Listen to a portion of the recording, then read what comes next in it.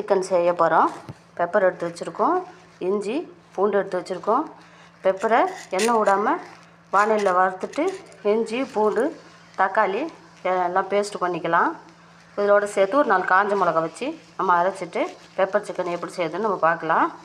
இது சிம்பிளான மெத்தட். இது தக்காளி, காஞ்ச மிளகா, பெருஞ்சீரகம், மிளகு எண்ணெய் விடாமல் வறுத்துட்டோம் பாருங்கள். காஞ்ச மிளகும் எண்ணெய் விடாமல் வறுத்துட்டோம். இஞ்சி பூண்டு எல்லாமே இதில் போட்டுட்டோம். இப்போது கல் உப்பு போட்டு பேஸ்ட் பண்ணிவிடுவோம். பெப்பர் சிக்கன் கிரேவிக்கு சிக்கனு கழுவி வச்சுட்டோம். 2 கிலோ வச்சுருக்கோம் சிக்கன் கழுவி. பெப்பர் சிக்கனுக்கு எண்ணெய் காஞ்சிட்டு பாருங்கள். இப்போது 2 ஏலக்காய், ஒரு பட்டை, சின்னதாக ஒரு பூ போட்டிருக்கோம். அவ்வளோதான். இப்போது வெங்காயத்தை போட்டுடலாம். செவந்து வந்துடுச்சு.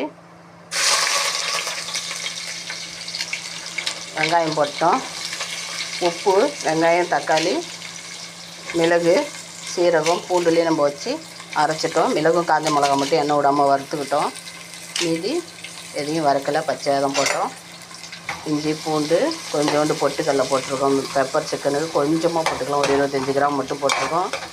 இப்போது வெங்காயம் நல்லா வதங்கட்டும்.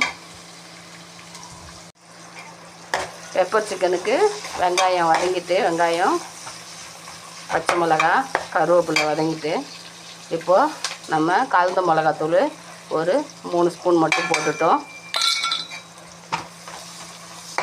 அது எண்ணெயிலே வதக்கிடலாம். இப்போ தக்காளி போட்டுடலாம். இப்போது அரைச்சி வச்சுருக்க பேஸ்ட்டு மிளகு, சீரகம், காஞ்ச மிளகா, பொட்டுக்கடலை, பெருஞ்சீரகம் வச்சு அரைச்சிட்டோம். மிளகும் காஞ்ச மிளகா மட்டும் எண்ணெய் இல்லாமல் வறுத்துக்கிட்டோம் கொஞ்சமாக. இப்போல்லாம் போட்டாச்சு. அடுத்தது மஞ்சள் தூள் போட்டுடலாம். இதுலையே